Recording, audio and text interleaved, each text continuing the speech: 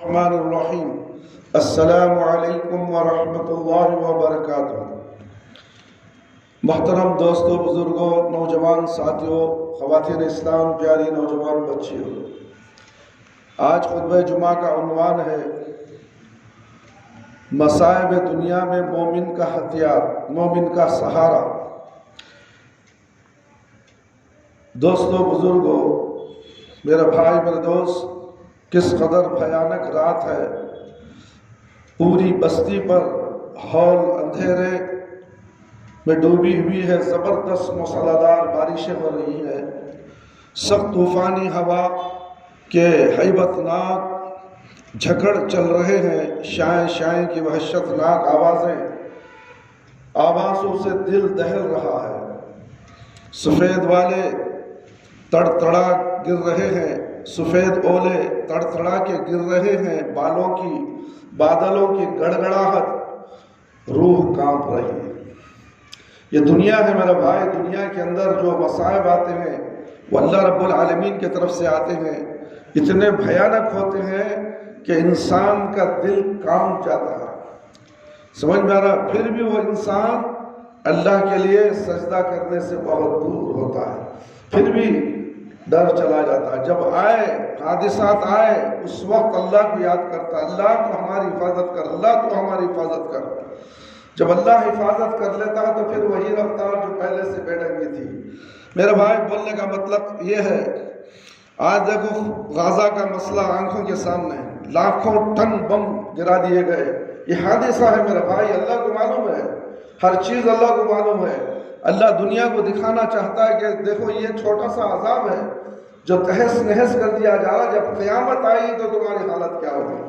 تم اب بھی اس جنگ کو دیکھ کر تم ابھی نصیحت حاصل نہیں کر سکتے، ایک اللہ کی عبادت نہیں کر سکتے، ایک نبی صلی اللہ علیہ وسلم کی شریعت پر چل نہیں سکتے، تو پھر تمہارا کیا مقام؟ پھر تمہیں وہ انجام کی گھڑی آنے والی ہے، اس کا انتظار کرو۔ اسی لیے یاد دلانے کے لیے اللہ رب العالمین فرما رہے ہیں کہ دھماکہ خیز کڑک سے کان کے پردے پھٹے جا رہے ہیں، کانوں کے پردے پھٹے جا رہے ہیں، زلزلے کی وحشت انگیز آوازیں اور اہم جھٹکے برابر آ رہے ہیں، در و دیوار، مکانوں کی چھتیں اس طرح ڈانو ڈول ہو رہی ہے جیسے بیچ سمندر میں طوفانی موجوں کی زد میں آئی ہوئی کشتی ہچکولے کھا رہی ہے۔ میرے بھائی، میرے دوست اور خواتین اسلام، عمارتوں اور دیواروں کے گرنے کی سنسنی خیز آوازیں مسلسل آ رہی ہیں۔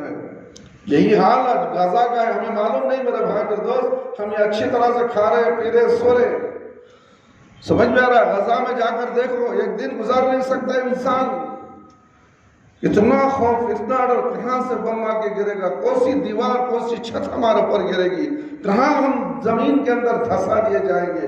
نفسی کا عالم اتنا ہے کہ ابھی جنگ ختم نہیں ہو رہی، اور بڑھتے جا رہی، اور بڑھتے جا رہی۔ ان لوگوں کا کیا حال ہے جو جنگ میدان میں لڑ رہے ہیں، کس کے لیے لڑ رہے ہیں؟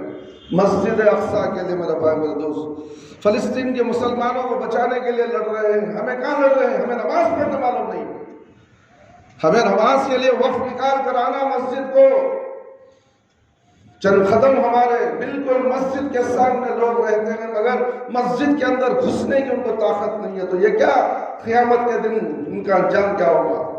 کیا جنگ لڑیں گے؟ یہ اللہ کے راہ میں قربانی دیں گے؟ جوش سے نعرے لگانے سے کچھ ہونے والا نہیں میرے بھائی، میرے دوست، میرے بھائی، میرے دوست، ہر طرف چیخ و پکار ہے، بچے سہم کر اپنی ماؤں سے لپٹ رہے ہیں۔ ماں ہے، بچے نہیں، بچے ہیں، ماں نہیں ہے، ماں اور بچہ ہے، باپ نہیں ہے، یہ حال ہو چکا ہے معصوم بچوں کا۔ وہاں نفسی کا عالم، اسی لیے کہا جاتا ہے قیامت کا وہ دن کیسا نفسی کا عالم ہوگا، آسمان بھی نہیں ہوگا، زمین بھی نہیں ہوگی۔ اللہ رب العالمین ساتوں آسمان کو ایک ہاتھ میں لپیٹ دیں گے، پیپر کو لپٹے جیسا، زمین کو ایک ہاتھ میں لپیٹ دیں گے، پیپر کو لپٹے جیسا، اس کے بعد ایک الگ زمین بنائی جائے گی تمہارے لیے، میدان حشر میں کھڑے ہونے کے لیے میرے بھائی، میرے دوست۔ اللہ اکبر، عورتوں اور مردوں کے دل لرز رہے ہیں، ماں باپ بچوں کے سامنے انہیں روتا بلکتا چھوڑ کر آخری ہچکیاں لے رہے ہیں۔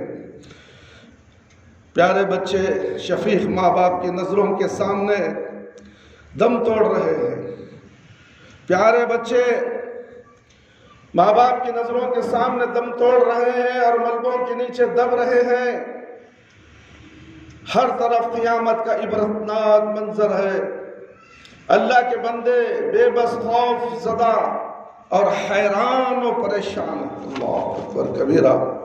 کچھ لوگ ان آفات و مصائب سے بچنے کی اپنی سی تدبیریں بھی کر رہے ہیں. یہ دیکھیے کہ لوگ آنکھیں بند کیے ہوئے ہیں کہ بجلی کی چمک انہیں نظر نہ آئے. کچھ لوگوں نے کانوں میں انگلیاں ٹھوس رکھی ہیں تاکہ خوفناک کڑک کی آواز محسوس نہ کر سکے. کچھ لوگ چھتریاں لگائے کھڑے ہیں کہ مسلح دار. وہ جا کو باہر کا دروازہ تھوڑا آرام بند کرو، پوری ہوا سے شطرنجی سے بڑھ جائے. تھوڑا ایک طرف کا دروازہ بند کرو.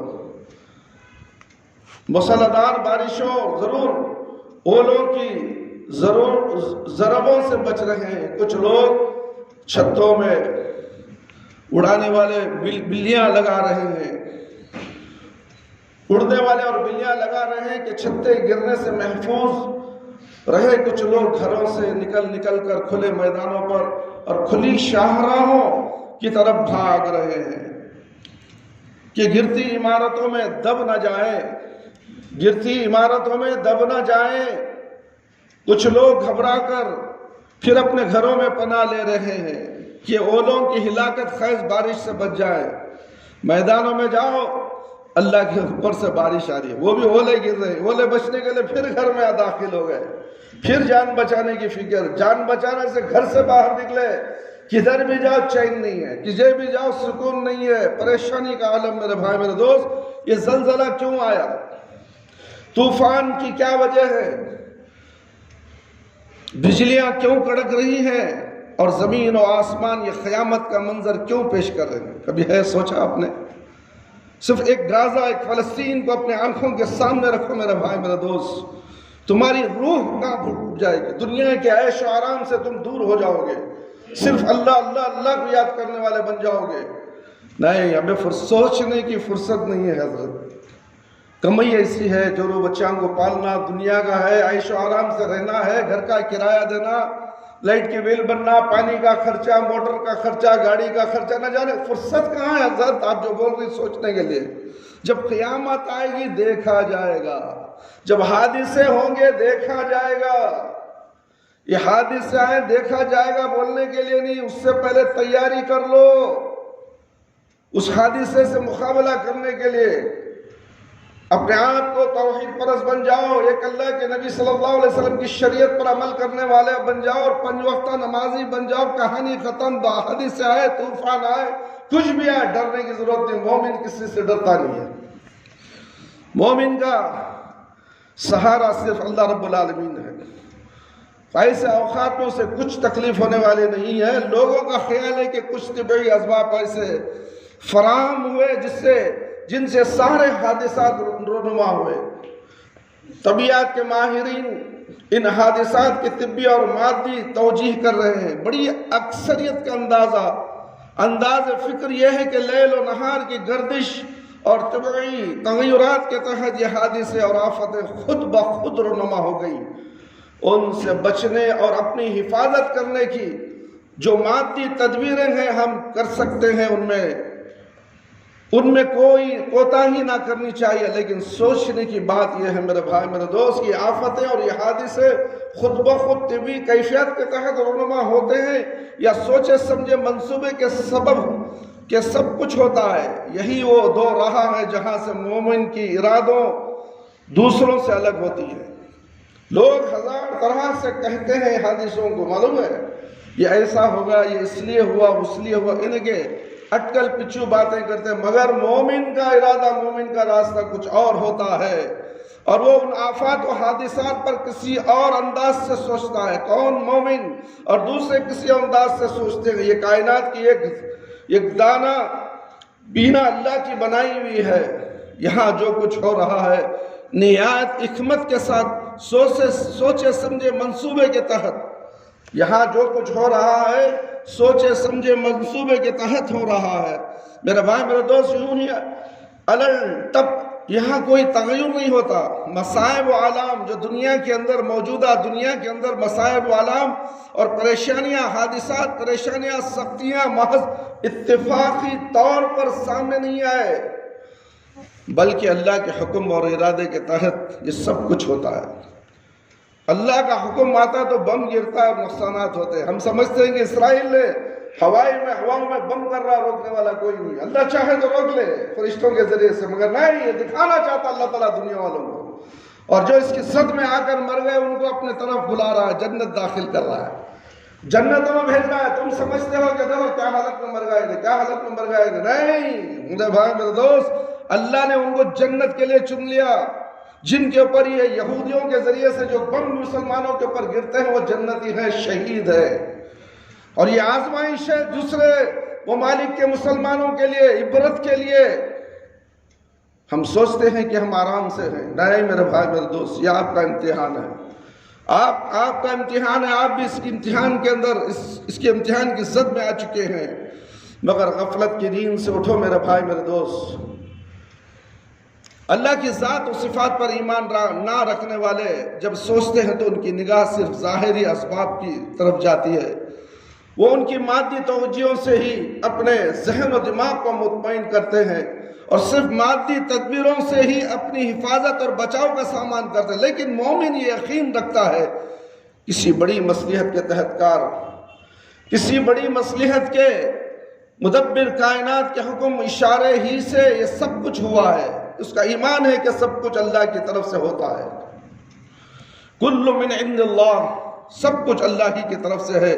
اور یہ بھی یقین رکھتا ہے کہ یہ مصائب اور سختیاں انسانوں کے اعمال اور کرتوتوں کا ہی نتیجہ ہوتے ہیں. اور اس میں اچھے نیک لوگ بھی ہیں، برے لوگ بھی ہیں. فلسطین میں کیا سب کے دودھ کے دھلے ہی؟ اس میں اچھے بھی ہیں. جو اچھے ہیں وہ جنت میں گئے، جو برے ہیں ان کے لیے عذاب ہے. میرے بھائی میرے دوست یاد رکھو، یہ اللہ جسے چنتا ہے چن لیتا ہے، جسے عذاب دینا چاہتا ہے تو دیتا ہے، چھوڑے گا نہیں. یہ تمام اپنے برے کرتوتوں ہی کا نتیجہ ہوتے ہیں، چاہے یہ کرتوت اور کوتاہیاں انفرادی ہوں یا اجتماعی. اللہ رب العالمین کا ارشاد گرامی وما اصابکم من مصیبت فبما کسبت ایدیکم، سورہ شعراء آیت نمبر 30.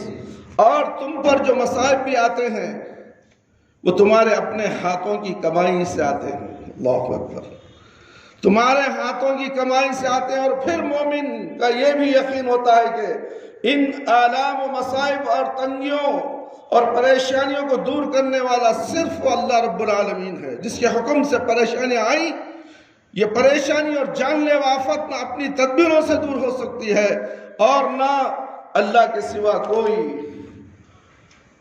کوئی اور طاقت ہے جو ان سے ہمیں نجات دلا سکے. میرے بھائی میرے دوست اور خواتین اسلام، آپ ہی بتائیے کیا خوفناک زلزلے سے بچنے کی تدبیر یہ ہے کہ آپ کانوں میں انگلیاں ٹھوس لیں؟ کیا اولوں کی زد سے بچنے کی سبیل یہ ہے کہ آپ چھتریاں لگا کر کھڑے ہو جائیں؟ کیا دھڑام دھڑام گرنے والی عمارتوں میں دب کر مرنے سے بچنے کی یہ تدبیر کارگر ہے کہ آپ میدانوں کی طرف بھاگ جائیں؟ کیا وہ لوگ کہ حیلت انگیز بوچھاڑ سے بچنے کے لیے زلزلے مکانوں میں پناہ لینے سے آپ کی جان بچ سکتی ہے؟ کہ طبیعیات کی ماہرین سے داد فریاد کرنے سے آپ کی مصیبت ٹل سکتی ہے؟ جی نہیں میرے بھائی، جی نہیں میرے بھائی میرے دوست. یہ سب تدبیریں نہایت بودی اور کمزور، سطحی اور بے اثر ہیں. زمین اور آسمان کی ساری طاقتیں مل کر بھی ان مصائب اور آفات کو دور نہیں کر سکتی.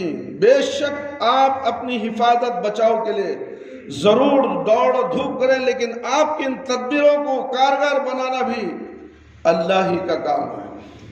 مصائب و مشکلات سے نجات کی یقینی صورت صرف یہ ہے کہ سب سے مایوس اور بے پرواہ ہو کر آپ صرف اللہ کے حضور گڑ گڑائیں جو طوفان و بارش، رعد و برف اور ان اولوں اور زلزلوں کا خالق ہے. مشکلات سے نجات دلانے والا صرف وہی رب العالمین ہے. نفع اور نقصان صرف اسی کے قبضے میں ہے. وہ خیر و شر کا مالک ہے. حالات کو سازگار بنانا صرف اسی کا کام ہے. مصائب و مشکلات میں صرف اسی کے حکم سے دور ہو سکتی ہے جس کے حکم سے یہ آئی ہے. وَإِن يَمْسَسْكَ اللَّهُ بِضُرٍّ فَلَا كَاشِفَ لَهُ إِلَّا هُوَ، سورہ انعام آیت نمبر 17۔ اگر اللہ تمہیں کسی دکھ اور نقصان میں مبتلا کر دے تو اس کے سوا کوئی نہیں جو اس دکھ اور نقصان سے بچا سکے۔ یہ مومن کا عقیدہ ہونا چاہیے۔ یہ عقیدہ اس آیت کے مطابق مومن کا عقیدہ، مومن ہے تو یہ عقیدہ رکھے گا، اگر مومن نہیں تو اس عقیدے کے اوپر بھی عقل پچھو باتیں کرے گا، بدشگنی لے گا، بدگمانی کرے گا۔ یہی نقصان مومن کے فکر و عمل کو صحیح رخ دیتا ہے۔ وہ اس لازوال سہارے کی بدولت مصائب و عالم کے ہجوم میں بھی ایسا مطمئن اور شادہ اور فرحاں حوصلہ مند نظر آتا ہے کہ اس راز سے ناشنا لوگ حیران رہ جاتے ہیں۔ زندگی کا دریا ہمیشہ ہر حال میں سکون کے ساتھ نہیں ہوتا، نہیں بہتا، اس میں موجیں لہریں اٹھتی رہتی ہیں، زلزلے اور طوفان، بیماریاں، مشکلات، پریشانیاں آتی رہتی ہیں، مگر یاد رکھیے زندگی کے پرسکون ایام کے مقابلے میں ان کی عمر بہت کم ہوتی ہے۔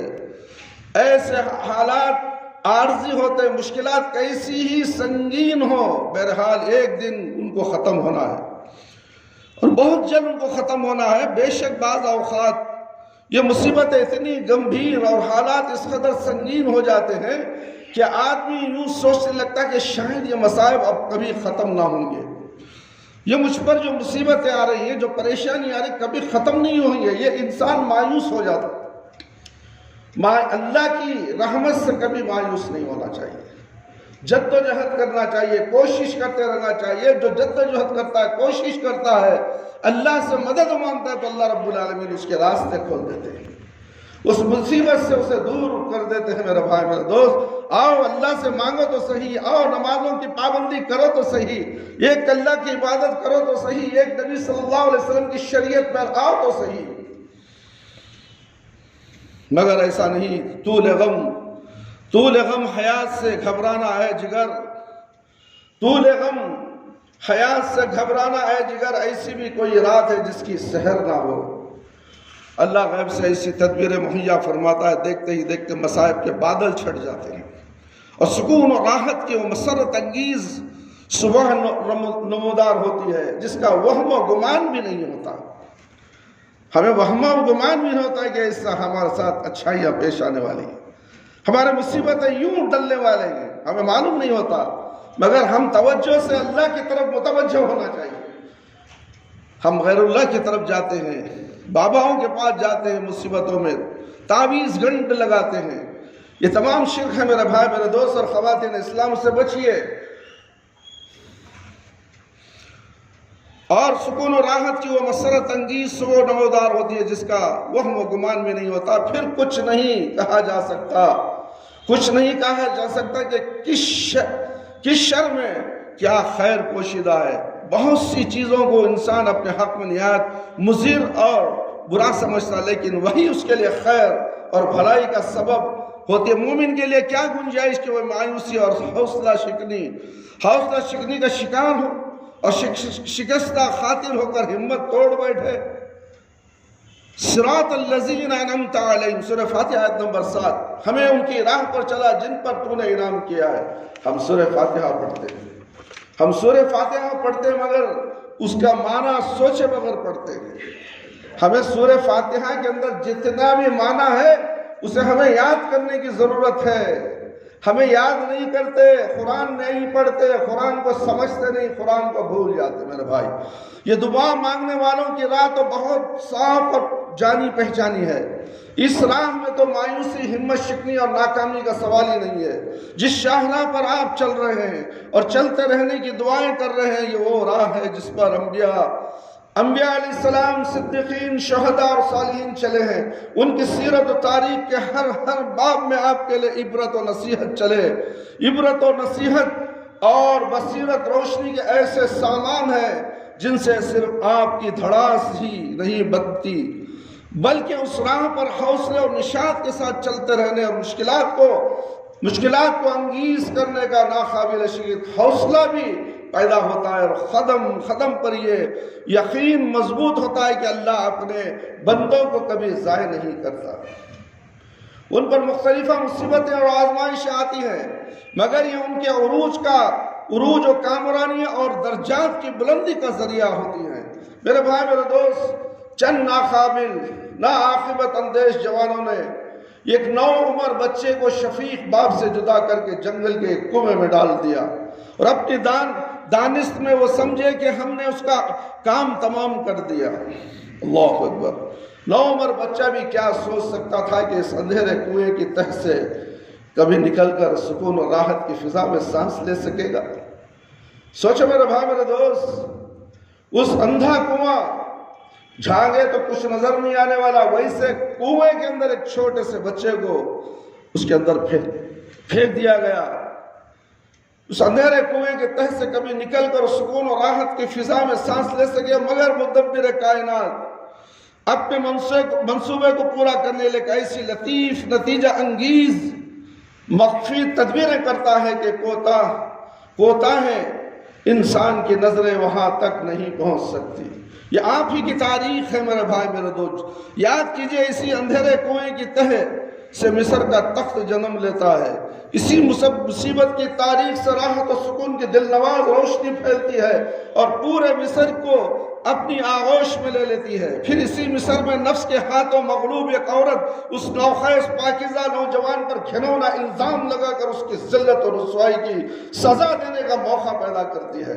مگر کسی کو کیا معلوم کہ اسی مصیبت کی بدولت اسی فرشتہ صفت جوان کو عفت و پاک بازی کی شہرت اور سند عطا ہونے والی ہے، جس کا تصور بھی کوئی نہیں کر سکتا۔ جب تک یہ دنیا باقی رہے، اس مقدس جوان کی پاک بازی اور عفت کی داستان اللہ کے بندے پڑھتے رہیں گے، اور اللہ کے الفاظ میں ان کی پاکیزگی اور پرہیزگاری کی گواہی دیتے افراد دیتے رہیں گے، جن کا شمار صرف اللہ ہی لگا سکتا ہے۔ بندوں کے بس میں نہیں کہ وہ اس کا حساب لگا سکیں۔ قیامت تک قرآن میں یوسف علیہ السلام کا کامیابی، سربلندی اور پاک بازی کا قصہ تلاوت کیا جا رہا ہے۔ یہی وہ بچہ تھا یوسف علیہ السلام کو اندھے کنویں میں پھینک دیا تھا۔ کبھی سوچا کہ یہی بچہ مصر کا بادشاہ بننے والا ہے؟ سوچو میرے بھائی میرے دوست، بھائیوں نے اسے اٹھا کر پھینک دیا تھا حسد کی بنیاد پر۔ آج بھی ہمارے گھروں میں 3-4 بھائی رہے تو ختم حسد کی دنیا پھیل جاتی ہے۔ ایک بھائی کے پاس مال آ گیا تو دوسرا بھائی جلنے لگ جاتا ہے۔ میرے بھائی میرے دوست، میاں بیوی کے اندر بھی یہی حال ہے۔ شادیاں ہوتی ہیں، اس کے بعد ادھر کی ادھر کہانی کہاں سے کہاں جا کر تعویذ اور گنڈوں جادوگروں کے پاس چلے جاتی ہے۔ پھر گھر فساد کا اڈا بن جاتا ہے، بیماریوں کا گھر بن جاتا ہے۔ میرے بھائی میرے دوست، سوچو تو صحیح، آؤ ایک اللہ کی عبادت کی طرف، اور ایک نبی صلی اللہ علیہ وسلم کی اطاعت و فرما برداری کی طرف کیوں ادھر ادھر دیکھتے ہو؟ میرے بھائی میرے دوست، پھر آپ ذرا ذہن پر زور ڈالیے، سورہ یوسف اس وقت نازل ہوئی جب یوسف علیہ السلام کے بھائیوں کی طرح مکے میں بھی نبی کریم صلی اللہ علیہ وسلم کے قریشی بھائی اپنے بھائی محمد صلی اللہ علیہ وسلم کے ساتھ اسی طرح ظلم و زیادتی کر رہے تھے، اور مکے کی سرزمین میں اللہ کے رسول صلی اللہ علیہ وسلم اور رسول صلی اللہ علیہ وسلم کے ساتھیوں کے لیے اپنی تمام تر وسعت کے باوجود تنگ ہو گئی تھی۔ مگر بار بار ان سے یہی کہا جاتا رہا کہ کامیابی تمہارا ہی حق ہے۔ کون کہہ سکتا تھا کہ یہ چند نہتے حق پرست ان ظالموں کے چنگل سے نجات پا سکیں اور ان کی راحت و سکون کے ماحول میں سانس لینے کا موقع حاصل کر سکیں گے؟ مگر یہی انتہا سے گزری ہوئی جسمانی اور روحانی اذیتیں راہ ہموار کر رہی تھی، اور پھر انہی مصائب و آلام کی اندھیری راتوں سے عیش و سکون اور عزت و کامرانی کی سو نمودار ہوئی، اور اسی گردش و لیل و نہار سے ایک دن فتح کی نورانی صبح طلوع ہوئی، جس کی روشنی سے صرف عرب ہی نہیں پوری دنیا جگمگاتی اٹھی، انشاءاللہ قیامت تک جگمگاتی رہے گی۔ آپ کی تاریخ کے یہ واقعات آپ کے سامنے بار بار اسی لیے دہرائے گئے ہیں کہ آپ کو یقین کی لذت حاصل ہو، اور کسی مرحلے پر بھی آپ ڈانو ڈول نہ ہو سکے۔ پیندہ نہیں سو لوٹا معلوم ڈاوا ڈول ہوتا ہے، ادھر بھی ادھر کدھر جاؤں کہاں جاؤں، مرے گا تو سیدھا جہنم میں چلا جاتا ہے۔ دعواں ڈول نہیں ہونا۔ یاد کرو یوسف علیہ السلام کو، یاد کرو پیارے نبی محمد صلی اللہ علیہ وسلم کے اوپر کتنی اذیتیں ہوئی، پھر اللہ نے ان کو کیسے مصیبتوں سے باہر نکالا۔ کہ ہمیں جب مصیبتیں آئیں تو اللہ ہمیں باہر نہیں نکالے گا؟ کیوں ہم عاملوں کے چکر کاٹے، کیوں ہم گلوں میں تعویذیں لٹکائے، ہاتھوں میں تعویذیں، پاؤں میں تعویذیں، نہ جانے کیا کیا۔ اللہ میں کیا بتاؤں میرے بھائی میرے دوست، زمینی آفات ہوں یا آسمانی حادثات، وہ ثابت قدم رہے اور ان کا یہ یقین نکھرتا چلا گیا کہ اللہ کی پکڑ سے نجات اللہ ہی کے دامن رحمت میں ہم مل سکتی ہے۔ وَظَنُّوا أَنْ لَا مَلْجَأَ مِنَ اللَّهِ إِلَّا إِلَيْهِ، سورہ توبہ آیت نمبر 118۔ اور انہیں یقین ہو گیا کہ اللہ کی گرفت سے بچنے کے لیے کوئی جائے پناہ اگر ہے تو خود اللہ ہی کا دامن رحمت ہے، اس کے علاوہ کہیں بچاؤ نہیں ہے میرے بھائی میرے دوست۔ اس یقین و عمل نے انہیں کیا منشا، اور خود قرآن کے الفاظ میں سنیے اور ایمان تازہ کیجئے۔ ثم تاب علیہم لیتوبوا ان اللہ هو التواب الرحیم، سورہ توبہ آیت نمبر 118۔ پھر اللہ خود ہی مہربانی سے ان کی طرف پلٹا تھا کہ اس کی طرف پلٹ آئے، یقیناً وہ بڑا معاف کرنے والا اور رحیم ہے۔ میرے بھائی میرے دوست، یعنی ان کی یہ کیفیت پر اللہ کی رحمت کو جوش آ گیا، اللہ کو ان پر ایسا پیار آیا کہ وہ خود ان کی طرف پلٹا، اس نے اپنی رحمت پر ان پر انڈیل دی، انہیں سچی توبہ کی توفیق بخشی۔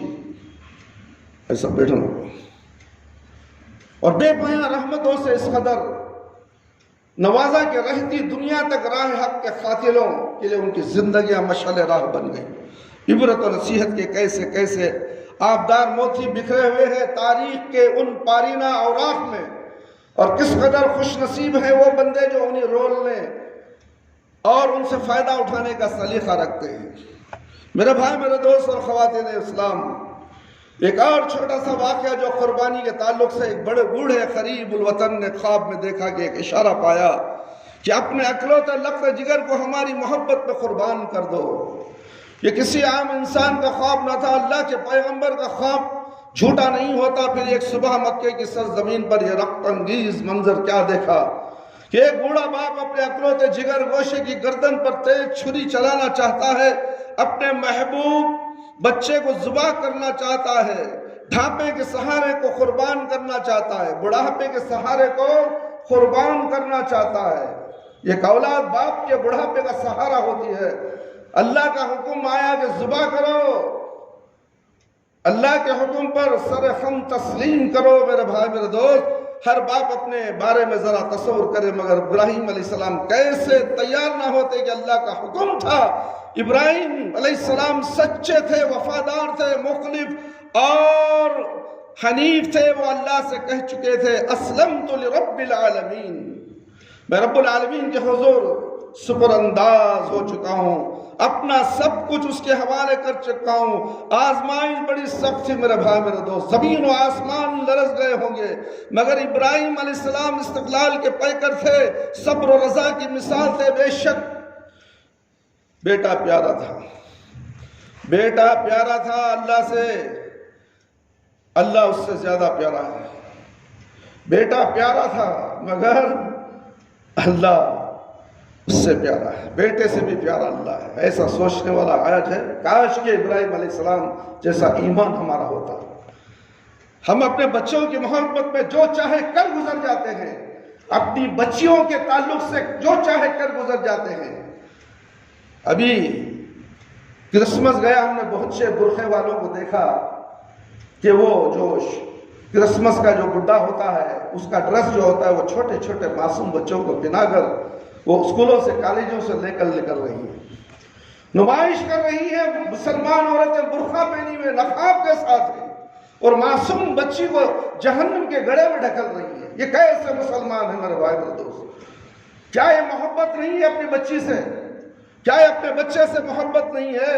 اللہ سے محبت ہوتی تو کیا وہ کام کرتے ہیں لوگ؟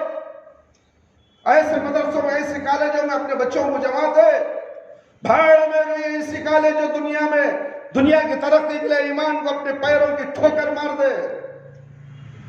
سوچو مسلمانوں سوچو، غزہ کا عذاب تمہارے اوپر اتر جائے گا، اچانک بلڈنگ تمہارے اوپر گر جائے گی، پورے بلڈنگیں ویسے ہی رہیں گے، پوری ایک ہی بلڈنگ کو اللہ چاہے تو تمہارے اوپر گرا سکتا ہے، تمہیں اسے بلڈنگ کے نیچے دھسا سکتا ہے، اللہ کے لیے کوئی مشکل نہیں، مگر تم سمجھتے کہاں ہو؟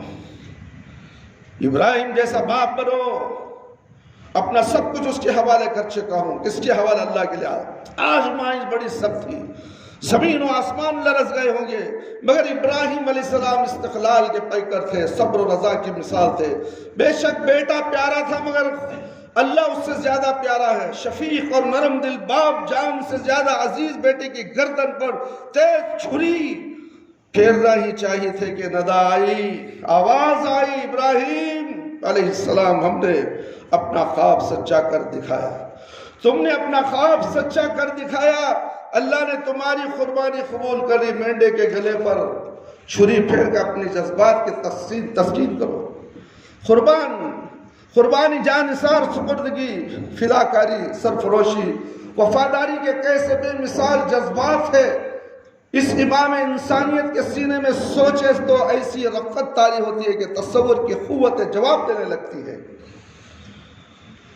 اور اپنی بے بسی کا احساس ستانے لگتا ہے کہ ہم تو ان جذبات کی نقل بھی نہیں کر سکتے، عقل تو دور کی بات، نقل بھی نہیں کر سکتے، نقل کے قریب بھی نہیں آ سکتے۔ ہمارا ایمان اتنا گھٹیا ایمان ہے میرے بھائی، ہمارے دل و دماغ میں زنگ لگ چکا ہے، دماغ میں دنگ لگنے کی وجہ سے دل زنگ آلود ہو چکا ہے اور دل مردہ ہو چکا ہے۔ ہمیں ایمان سے محبت نہیں، اپنے کپڑوں سے محبت۔ میں دیکھوں تو لوگ باہر مجھے مسلمان کا نام دیں، جھبا پہن لی، شرعی پہن لی، ٹوپی پہن لی، داڑھی چھوڑ لی، لوگ مجھے مسلمان سمجھے۔ ہاں تمہیں لوگ ہی مسلمان سمجھیں گے، مگر اللہ مسلمان نہیں سمجھے گا۔ تم نے اللہ کے لیے حلیہ بنایا، تم نے اللہ کے لیے حلیہ بنایا تو وقت وقت وقت پر نماز پڑھو گے، تمہیں وقت کی قدر نہیں ہے۔ اذان ہو جاتی ہے، کوئی مصلی مسجد کے اندر داخل ہونے تیار نہیں، تمہارے پاؤں مسجد کی طرف اٹھنے کے لیے تیار نہیں۔ تم جیسے لوگ کہاں ابراہیم علیہ السلام کے جیسا ایمان پیدا کر سکتے ہیں؟ تمہارا ایمان نقلی ایمان ہے، اصلی ایمان کی ضرورت ہے۔ آج مسلمان ایمان میں رکھتا ہے، جھوٹ بھی بولتا ہے، آج مسلمان ایمان میں رکھتا ہے، زنا بھی کرتا ہے، سود بھی کھاتا ہے، آج مسلمان ایمان رکھتا ہے، خرد برد کرتا ہے، کاروبار میں جھوٹ بولتا ہے، مسجدوں میں کھڑ کر جھوٹ بولتے ہیں۔ اللہ اکبر۔ وہ ویلڈنگ والا آیا تھا کام کرنے کے لیے، میرے بھائی میرے دوست 2 آور کا کام باقی تھا مجھے، میں ابھی مسلح پہ بیٹھ آ کے بولتا حضرت کل سویرے 6 بجے آ کے میں وہ کام کر دوں گا۔ یہ کیسا جھوٹا انسان ہے، یہ اپنے آپ کو کہتا ہے کہ میں اہل حدیث ہوں، داڑھی چھوڑا ہے میرا بھائی میرا دوست، نہ صبح کو آیا نہ دوپہر کو آیا، نہیں، اللہ کے گھر کو کام کو چھوڑ کر کہیں دوسری جگہ کام کو گیا ہے۔ کیا ہم نے اس کا مسجد کا پیسہ اس کو نہیں دے رہے؟ یہ جھوٹی دور کیا ہے؟ اسی جھوٹ کی وجہ سے انسان جہنم میں جانے والا ہے۔ تم نماز پڑھ لے تو کام کر، بہت اچھا کام کر رہا، میں نماز پڑھ رہا ہوں، فوراً نماز کے بعد جھوٹ بول رہا تھا، مسجد سے باہر نکلا، جھوٹ کی دنیا میں نکل گیا۔ یہ کیا ایسے مسلمان ہیں؟ انشاءاللہ آئندہ جمعہ جھوٹ کے تعلق سے بیان ہوگا، جھوٹ اور سچ ہوتا کیا ہے، اس کے بارے میں بیان کی ضرورت ہے۔ کسی نے مجھے فون میں بتایا کہ جھوٹ اور سچ کے بارے میں ذرا بیان کرو حضرت۔ آج دنیا میں جھوٹ عام ہو چکا ہے، آج موبائل کے ذریعے سے جھوٹ بولا جا رہا ہے، فلانی جگہ نہیں ہے یہی ہے، مگر کہتا ہے کہ فلانی جگہ، یہ جھوٹ ہے نہیں ہے؟ فون میں مجھے پوچھا تھا، بالکل جھوٹ ہے، بالکل جھوٹ ہے۔ یہ تو بتاؤ آپ، یہ موبائل ہر گھر میں، ہر بچی کے ہاتھ میں، ہر نوجوان کے ہاتھ میں ہے، سارا ماحول، سارا شہر جھوٹ کی دنیا میں، جھوٹ کے جہنم میں ڈوب چکا ہے، معمولی سمجھتا ہے جھوٹ کو۔ ایک مرتبہ جھوٹ بولنے سے فرشتے ہزاروں میل دور بھاگ جاتے ہیں، جو اس کے ساتھ فرشتے ہوتے ہیں، نیکی کے فرشتے۔ تم جھوٹ بولتے ہو، اللہ کے گھروں میں جھوٹ بولتے ہو، انا للہ و انا الیہ راجعون۔ میرے بھائی میرے دوست، ابراہیم علیہ السلام کی نصیحت حاصل کرو، ابراہیم علیہ السلام جیسا ایمان پیدا کرو۔ ہم تو ان جذبات کی نقل بھی نہیں کر سکتے، ہماری زبان میں یہ طاقت نہیں کہ ان جذبات کے لیے اپنے لفظوں میں اپنے رب سے دعا کر سکے۔ کتنا عظیم احسان ہے محسن اعظم صلی اللہ علیہ وسلم کا کہ آپ صلی اللہ علیہ وسلم ہماری بے بسی کا احساس فرمایا اور ہمیں قربانی کی دعا سکھائی. جانور ذبح کرتے وقت ہمارے سینوں میں قربانی اور جان نثاری کے کیا جذبات ہونے چاہیے. دعا کے الفاظ سے بھی ہمیں یہی معلوم ہوتا ہے. دعا کے الفاظ دہرا کر گویا ہم اپنے آپ سے بھیک مانگتے ہیں کہ پروردگار ہم تیرے خلیل کی نقل کر رہے ہیں. عمل سے بھی اور زبان سے بھی پروردگار تو اپنے کرم سے ہمارے سینوں میں یہ جذبات پیدا فرما دے اور سنت ابراہیم علیہ السلام کو زندہ رکھنے والوں میں شمار فرما. میرے بھائی میرے دوست، قربانی کرتے ہوئے جو دعا پڑھتے ہیں اس کا لفظ اس لائق ہے کہ ہم اس پر غور کریں، اس معنی پر غور کریں میرے بھائی میرے دوست. اور پھر جانور ذبح کرتے ہوئے توجہ اور شعور کے ساتھ یہ دعا پڑھے. انی وجہت وجہ للذی فطر السماوات والارض علی ملہ ابراہیم حنیفا وما انا من المشرکین. اللہ کے نبی، میں مشرک نہیں ہوں. کتنے مشرک ہیں، داڑھی چھوڑے، نماز ٹوپی پہ جاتے ہیں، قبرستان درگاہ کو جاتے ہیں. کیا ابراہیم علیہ السلام درگاہ کو گئے تھے؟ تو پھر قربانی دینے کا فائدہ کیا؟ تم قربانی کرتے ہو، سال میں ایک بار بڑے زور سے اچھے قیمتی بکرے کاٹتے ہو. کیا تم ابراہیم علیہ السلام جیسے ہو؟ ان کے ایمان جیسا تمہارا ایمان ہے؟ بزرگ کے نام پہ خواجہ غریب نواز کے ایک بکرا، فلانا درگاہ کے توکل المستان کے نام سے ایک درگاہ بکرا کاٹو. بکروں کی لائن یہ تمام ناقابل قبول ہے میرے بھائی میرے دوست. ابراہیم ایسا ایمان پیدا ہونا تو آؤ ایک اللہ کی طرف. ایک اللہ کی عبادت کرنے سکھائے کون؟ ابراہیم علیہ السلام. ایک اللہ کی عبادت کرنے کی دعوت دینے والے خلیل اللہ کے دوست کون بنے؟ ابراہیم علیہ السلام. اور ان کی قربانی کا دن یاد کر کے تم قربانی دیتے ہو کسی اوروں کے نام سے. ہرگز یہ قابل قبول نہیں میرے بھائی میرے دوست. انا من المشرکین، انا صلاتی و نسکی و محیا و مماتی للہ رب العالمین لا شریک لہ وبذالک امرت وانا من المسلمین. اللہ منک لک بسم اللہ اللہ اکبر. میرے بھائی اس کے ایک ایک ترجمے پر غور کرو، ایک ایک لفظ پہ غور کرو، تمہارا ایمان مضبوط ہو جائے گا. اللہ اکبر کبیرہ. میں نے پوری یکسوئی کے ساتھ اپنا رخ اس خدا کی، اس اللہ کی طرف کر لیا ہے جس نے آسمان اور زمین کو پیدا کیا ہے. میں ٹھیک اس طریقے کا پیرو ہوں جو ابراہیم علیہ السلام کا طریقہ ہے، اور میں شرک کرنے والوں میں سے نہیں ہوں. کون بول رہے؟ ابراہیم علیہ السلام. اللہ اکبر. بلا شبہ میری نماز، میری قربانی اور میری موت سب کچھ اللہ رب العالمین کے لیے ہے. اس کا کوئی شریک نہیں. اس کا مجھے حکم دیا گیا اور میں فرما بردار بندہ میں سے ہوں. اے اللہ یہ تیرا ہی مال ہے، تیرے ہی حضور پیش ہے. بسم اللہ اللہ اکبر. تمام ہم توجہ اللہ کی طرف دے کر قربانی کرتے ہیں میرے بھائی میرے دوست، پھر بھی ہمیں ہوش نہیں ہے. قربانی ہو گئی، کہانی ختم.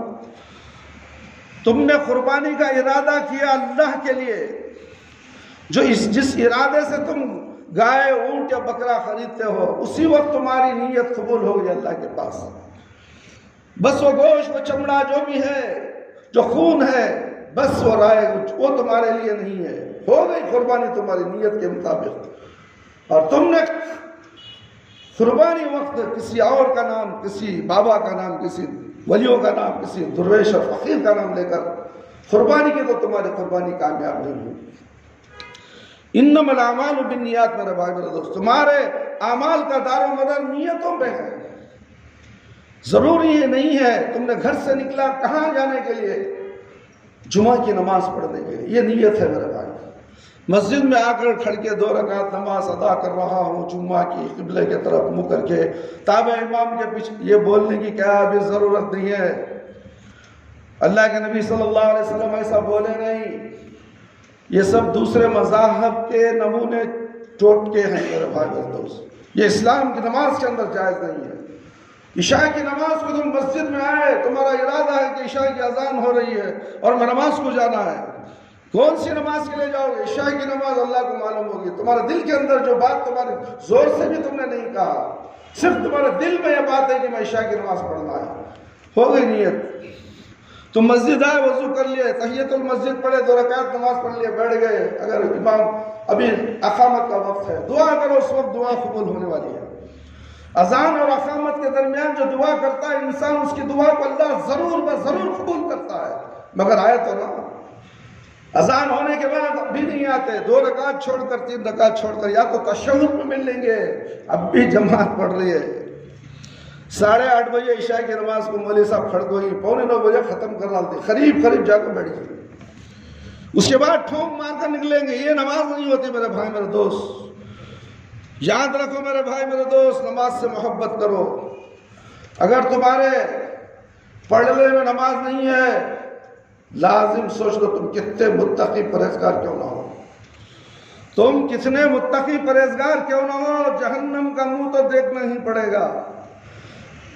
کیونکہ شیطان ایک سجدہ کرنے سے قاصر رہا، اللہ کا حکم نہیں مانا. شیطان آدم علیہ السلام کے لیے سجدہ کرنے کا حکم دیا گیا. سجدہ میرے بھائی میرے دوست. آج مسلمان کو سجدے سے نفرت ہے، کیونکہ وہ شیطان سے محبت کرتا ہے، اسی لیے سجدے سے نفرت کرتا ہے، اللہ سے نفرت کرتا ہے. اللہ بھی اس سے نفرت کرتا ہے جو سجدے سے نفرت کرتا ہے. مسجد کو ویران کرتا ہے. مسجدوں کو آباد کرو. مسجدوں کو ویران کرنے والوں، اپنے گھروں کو ویران مت کر لو. تمہارے گھر ویران ہو جائیں گے، تمہاری عالی شان گھر میں رونق چلے جائے گی اگر تم مسجد میں آ کر نماز نہ پڑھے. میرے بھائی میرے دوست، یاد رکھو، ایک دن کی نماز میں 30 پر 4 سجدے ہوتے ہیں. میرے بھائی میرے دوست، ایک دن کی نماز میں 30 پر 4 سجدے. مگر ایک سجدے کی وجہ سے ذلیل و خوار ہو گیا. میرے بھائی میرے دوست، ایک ہفتے میں 230 پر 8 سجدے. دیکھ لے، ایک ہفتے کے اندر 230 پر 8 سجدے ہم چھوڑ رہے ہیں. ایک مہینے میں 30 دن ہوتے ہیں، 7140 سجدے. اللہ اکبر. ایک مہینے میں ہم نے کتنے سجدے چھوڑے؟ دل پر ہاتھ رکھ کر بولو کہ تم اس ہفتے میں، ایک مہینے کے اندر کتنی نمازیں پڑھی تم نے جمعہ چھوڑ کر. سوچو میرے بھائی میرے دوست، ہوش کے ناخن لو. ایک سجدہ ذلیل، اور اللہ اکبر 7140 سجدے. اس کے بعد 30 پر 1 کا مہینہ آتا ہے، اس میں 7370 پر 8 سجدے. اس کے بعد پورا سال کا حساب لگایا گیا تو اللہ اکبر 8830 پر 6 سجدے. 80 پر 8000 کہتے 80 پر 8000 سجدے. اللہ اکبر. 530 پر 4، 30 پر 6، 80 پر 8000 سجدے کا کیا تم حساب دو گے؟ اللہ کے پاس موت تمہارے دروازے کے پاس کھڑی ہے، تمہارے سر پر کھڑی ہے، تمہارے زمین کے نیچے، تمہارے آگے پیچھے موت کھڑی ہے. میرے بھائی میرے دوست، کچے دھاگے کی بندھی ہوئی موت کی تلوار ہر وقت آپ کے سر پر لٹک رہی ہے. یہ کچھ نہیں معلوم کہ زندگی کا یہ کچا دھاگا کب ٹوٹ جائے اور موت کی تلوار آپ کا کام تمام کر دے. اسی لیے کہتا ہوں کہ نمازوں کی پابندی کرو کرو کرو کرو کرو. موت تمہارے سامنے کھڑی ہے، نہیں سمجھتے. قرآن پورا پڑھ ڈالو، مسلمانوں کے اوپر ترجمہ بھی کر ڈالو. آج کا مسلمان، اس لیے کہ آج کا مسلمان یہ ہے کہ قیامت کی نشانیوں میں آ گیا ہے. آج جو مسلمان ہے، قیامت کی نشانیوں کی ایک نشانی ہے مسلمانوں کی، جو دین سے دور ہے، مسجدوں سے دور ہے، بازاروں کے قریب ہے، بزنس کے قریب ہے، کاروبار میں مصروف ہے. کسی کاروبار والے کو فون کرو، حضرت رکھو، حضرت ذرا بزی ہوں، میں میچ کر دوں گا. اللہ کی قسم 1 مہینے تک بھی فون نہیں آتا اس کو. بعد میں کرتا ہوں، میں بات کرتا ہوں، بات میں کرتا ہوں، ذرا بزی ہوں. اللہ اکبر. کس نے دیکھا وہ بزی ہے؟ اللہ نے دیکھا. اللہ کو معلوم ہے یہ مولوی صاحب سے بات کرنے کے لیے ہچکچا رہا. میرے بھائی میرے دوست، یاد رکھو، میرے پاس جنات آتے ہیں، ایسے کتنے جنات، خطرناک سے خطرناک جنات انسانوں کے اندر آئے، میں نے اس کا مقابلہ کیا ہے اسی مسجد کے اندر۔ 10 سال 20 سال 30 سال پورے باباؤں کے چکر مار کے کاٹ کے، یہ جھوٹا دعویٰ نہیں میں میرے رسول ہے، میرے بھائی میرے دوست، تعویذوں کا بے شمار گھٹا میرے پاس پڑا ہوا ہے جو گھروں میں سے نکالا ہوں۔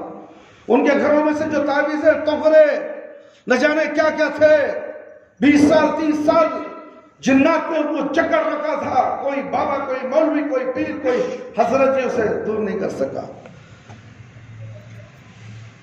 جو 8-10 سال سے جن تھا، میں نے اسے پوچھا اتنی جگہ جا کر تو آیا ہے، کیرلا والا بھی قرآن پڑھا، حضرت جن بول رہا مجھے، یہ کیرلا کا امام بھی قرآن پڑھا، تو یہ کیا بھی ہوا نہیں؟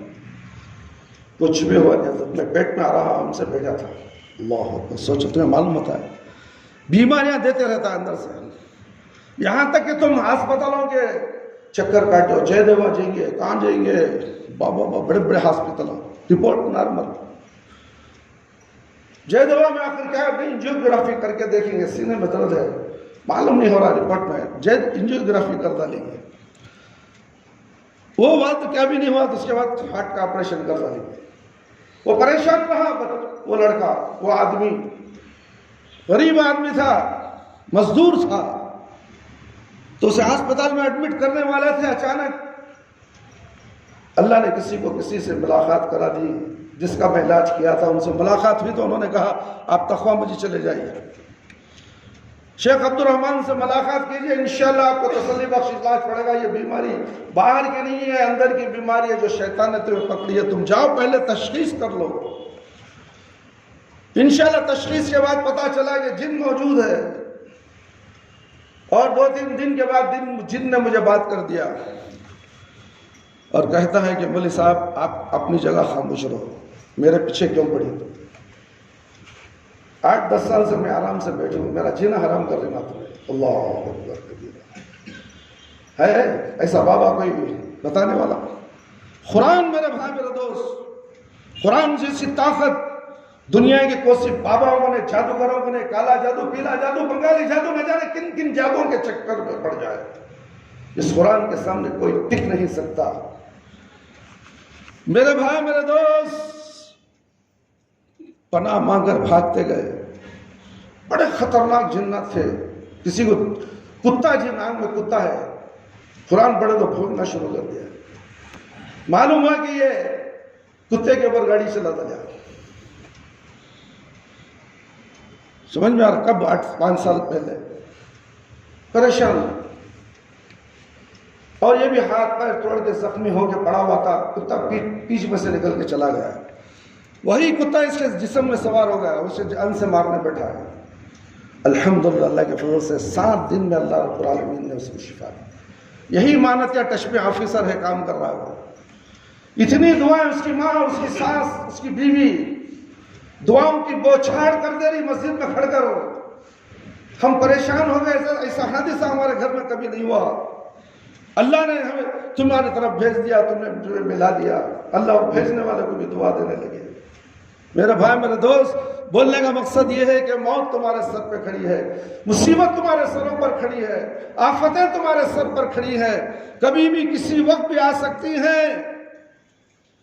میرے بھائی میرے دوست، کسی وقت یقین کے ساتھ یہ نہیں کہہ سکتے کہ آپ کی زندگی کے کتنے دن لمبے باقی ہیں، کسی بھی وقت آپ دوسری دنیا کی طرف منتقل ہو سکتے ہیں، آپ چاہیں جب بھی منتقل ہونا ہے، نہ چاہیں جب بھی منتقل ہونا ہے، آپ کو دوسری دنیا کا یقین ہو جب بھی منتقل ہونا ہے، آپ دوسری دنیا پر یقین نہ رکھتے ہو تب بھی منتقل ہونا ہے، یہ انتقال بہرحال ایک دن ہونا ہے، ہر متنفس جس نے زندگی پائی ہے ایک دن اسے موت کا مزہ چکھنا ہے، کل نفس ذائقۃ الموت، سورہ عمران آیت نمبر 180 پر 5، ہر جان کو موت کا مزہ چکھنا ہے، موت سے بچنے کے لیے کوئی پناہ گاہ نہیں، آدمی کہیں ہو کسی حال میں موت سے بچ نہیں سکتا، موت سے بچنا ممکن نہیں ہے، اینما تکونوا یدرککم الموت ولو کنتم فی بروج مشیدہ، سورہ نساء آیت نمبر 70 پر 8، تم جہاں کہیں بھی ہو، تم جہاں کہیں بھی ہو، موت بہرحال آ کر رہے گی، تم خواہ کیسی ہی مضبوط عمارتوں میں ہو، وہ عمارت کو تو وہ چاروں طرف سے ڈھک دو، چاہے لوہے کی عمارتیں بنا کر اس میں گھس جاؤ، چاہے اس عمارت کے اندر سوئی بھی نہ گھستی ہو، تمہاری موت کا فرشتہ تمہارے سے پہلے اندر ہوگا۔ موت کے وقت کوئی طاقت نہیں ڈال سکتی۔ اللہ ہر متنفس کے لیے ایک وقت مقرر کر رکھا ہے، یہ مقررہ وقت پورا ہونے کے بعد کسی کو مہلت نہیں دی جائے گی۔ وَلَمْ يُعَقِّرَ اللَّهُ نَفْسًا إِذَا جَاءَ أَجَلُهَا۔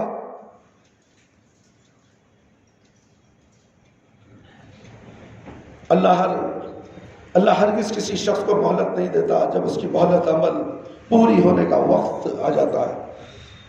موت ایک ایسی یقینی حقیقت ہے میرے بھائی میرے دوست، جس کے لیے دلیل و حجت کی ختم کوئی ضرورت نہیں۔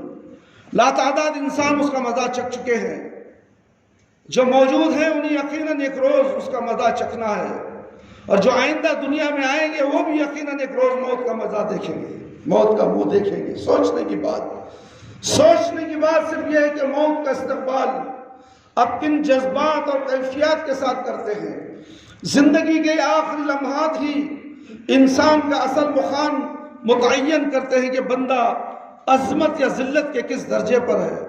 ایک مغربی شاعر نے کتنی سچی بات کہی ہے، اگر تم کسی انسان کو اس کے تمام اوصاف و خصائل کے ساتھ اصل صورت میں دیکھنا چاہتے ہو تو انتظار کرو، اس وقت تک انتظار کرو جب موت کا دروازہ اس پر کھل جائے۔ اس وقت وہ سارے بناوٹی پردے ہٹ جائیں گے جو انسان اپنی حقیقی صورت پر ڈال لیتا ہے۔ اس کی روح موت کی دستک سنتے ہی سارے نقاب پھاڑ ڈالتی ہے اور بے حجاب ہو کر دنیا کے سامنے آ جاتی ہے۔ واقعہ یہی کہ آدمی کے بے نقاب شخصیت کے زندگی کے آخری لمحات ہی سامنے آتی ہیں، اور یہی لمحات بتاتے ہیں کہ آدمی دنیا سے کامیاب جا رہا ہے یا ناکام جا رہا ہے۔ اس لیے ہر مومن زندگی بھر یہ دعا کرتا ہے کہ یا اللہ میرا خاتمہ ایمان پر ہو۔ یہی اس کی سب سے بڑی تمنا ہوتی ہے۔ اسلام نے اسے یہی تعلیم دی ہے۔ جنازے کی نماز پڑھتے ہوئے جب موت کے شکار انسان کا لاشا لے کے دیکھ کے سامنے ہوتا ہے، وہ سوز و غم میں ڈوبی ہوئی دل کی گہرائی آواز میں اپنے پروردگار سے یہی کہتا ہے وَمِن توفیت منا فتوفہ علی الایمان۔ پروردگار ہم میں سے جس کو بھی موت دے اس حال میں موت دے کہ وہ ایمان پر قائم رہے۔ میرے بھائی میرے دوست اور خواتین اسلام، جنازے کی نماز پڑھی جانے والی دعا کے الفاظ لائق ہے کہ آدمی کبھی ان کو ذہن سے اوجھل نہ ہونے دے، اور یاد رکھے کہ آخر ایک دن اسے بھی اسی طرح دنیا سے رخصت ہونا ہے۔ کتنے جنازے کو ہم نے جنازہ کندھا دیا ہے، کتنے خبروں کے اندر ہم نے مٹی ڈالی ہے، کبھی احساس کیا کہ ہمیں بھی اس مٹی کے اندر سونا ہے۔ جیسے ہی قبرستان میں آئے، نہیں قبرستان تو دور کی بات میرے بھائی، قبرستان کے اندر ہی بزنس کی باتیں ہونے لگی، موبائل کے ذریعے وہاں خبر سیدھی کی جا رہی ہے، دفنایا جا رہا ہے، یہاں گپے بن کر باتیں کرتے ہیں۔ ہے کوئی بتانے والا ہو؟ ہے کوئی روکنے والا؟ اگر بتائے تو کہتے ہیں تمہارا کام تمہیں دیکھو جی۔ اللہ اکبر، کتنا کٹھن جواب ہے میرے بھائی میرے دوست۔ خبر میں کھڑ کے، قبرستان میں کھڑ کے اسے بھی وہاں دفن ہو رہا ہے، اور کھڑ کے تکبر کے ساتھ کہتا ہے کہ تمہارا کام تمہیں دیکھو جی اور ناکام۔ یہ الفاظ بڑے خطرناک ہے، جو وہ مرے گا تو سانپ اور بچھی اسے نگل جائیں گے میرے بھائی میرے دوست۔ کبھی سوچو تو صحیح، آخرکار ایک دن اسے بھی اس طرح دنیا سے رخصت ہونا ہے۔ فکر کی بات یہ نہیں کہ رخصت ہونا ہے، رخصت تو ایک دن ہونا ہے۔ فکر کی بات اگر کچھ ہے تو صرف یہ ہے کہ پروردگار اس حال میں اس دنیا سے اٹھائے کہ سینہ ایمان کے نور سے منور ہو۔ زندگی کا کچا دھاگا کب ٹوٹے گا، موت کا دروازہ کب کھلے گا، اور کس چپے زمین پر کھلے گا، اور کب آپ اس میں چار اور ناچار داخل ہو جائیں گے، یہ کسی کو معلوم نہیں ہے۔ کس جگہ یہ مرے گا، کس گھر میں مرے گا، کس زمین پہ مرے گا، کس جھاڑ کے نیچے مرے گا، یا پانی میں مرے گا، پہاڑ میں مرے گا، کسی دکان میں، کسی راہگیر میں، معلوم نہیں، صرف عالم الغیب ہی کو معلوم ہے میرے بھائی میرے دوست۔ وما ندری نفس ماذا تکسب غدا وما ندری نفس ما بأي ارض تموت ان اللہ علیم خبیر، سورہ لقمان آیت نمبر 30/4۔ کوئی متنفس نہیں جانتا، کوئی نفس نہیں جانتا کہ وہ کل کیا کمائی کرنے والا ہے، اور نہ کسی کو یہ معلوم ہے کہ کس زمین پر اس کی موت آتی ہے۔ اللہ ہی سب کچھ جاننے والا باخبر ہے۔ ہر لمحہ آپ اس اندیشے کے ساتھ گزاریں کہ ممکن ہے یہی زندگی کا آخری لمحہ ہو۔ آج رات کو ہم نے سویا کہ سوچو کہ آج میں مر رہا ہوں۔ موت کی دوسری شکل نیند ہے میرے بھائی میرے دوست۔ آج نیند کی آغوش میں جا رہا ہوں، کیا معلوم کہ میں فجر کی نماز کے لیے اٹھوں یا نہ اٹھوں۔ کوئی تہجد پڑھنے والا یہ سوچے گا کہ میں تہجد کو اٹھوں یا نہ اٹھوں۔ کبھی ہم لوگ تہجد پڑھنے کا ارادہ تو کیا، دل میں نہیں کیا۔ ہمیں تہجد تو دور کی بات، 5 وقت نمازوں کی ضرورت نہیں ہے تو تہجد کا کہاں سے خیال کرے گا۔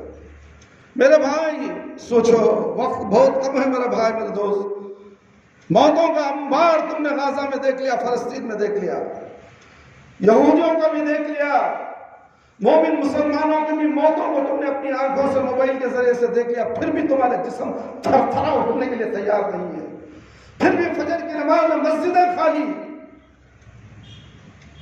ظہر اثر میں اچھا تھوڑے لوگ آ جاتے ہیں، 10-15 لوگ۔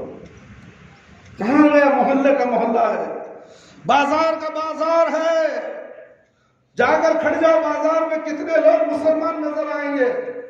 کاروبار میں کھڑے ہوں گے، دکاندار بھی کاروبار ہے، کام کرنے والے بھی مسلمان، باہر خریدار بھی مسلمان۔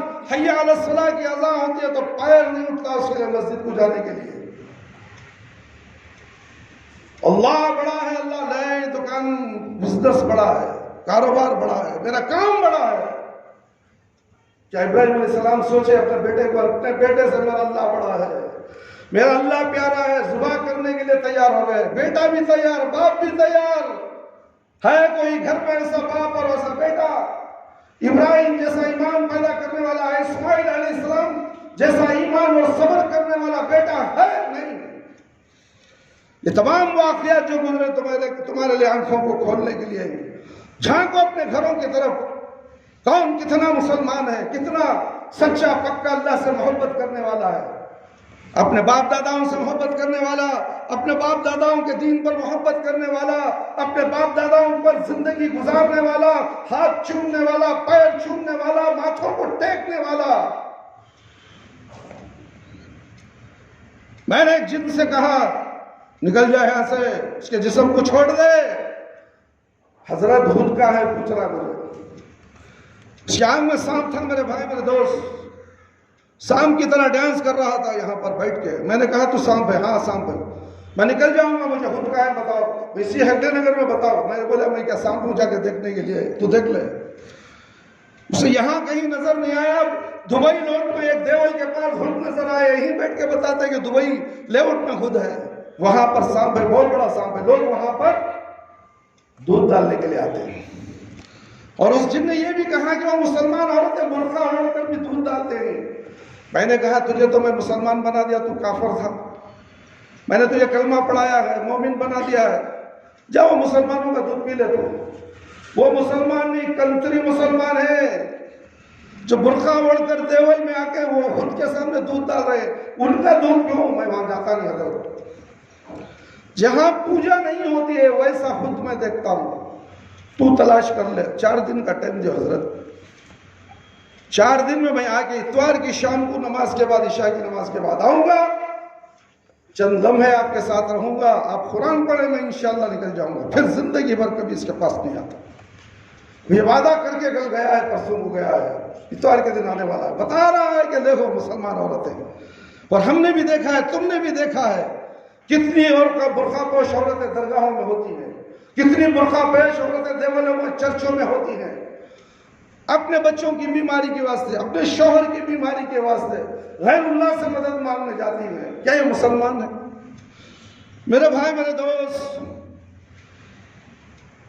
ہر لمحہ اندیشے کے ساتھ گزر رہے ہیں، ممکن یہی زندگی کے آخری لمحہ، اور ہر دور لمحہ موت کا لمحہ ہوتا ہے۔